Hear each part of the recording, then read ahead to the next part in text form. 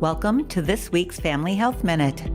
This week's Minute looks at ways to disinfect your iPhone and other devices in the world of COVID-19. With the heightened concern about the COVID-19 outbreak, Apple is now giving the thumbs up to using disinfectant wipes, Clorox Disinfecting Wipes, and similar products with 70% isopropyl alcohol on iPhones and other devices.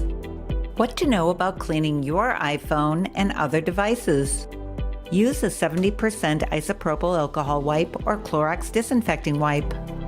Gently wipe the hard, non-porous surfaces of your product, such as the display, keyboard, or other exterior surfaces. Do not use aerosol sprays, bleaches, or anything abrasive. Avoid getting moisture in any openings. Do not submerge your Apple product in any cleaning agent. The Centers for Disease Control and Prevention, CDC, still believe it may be possible to get COVID-19 by touching an object with the virus on it and then touching your mouth, nose, or eye, and recommends using cleaning spray or wipes to clean and disinfect frequently touched objects to help prevent the spread of coronavirus and other illnesses.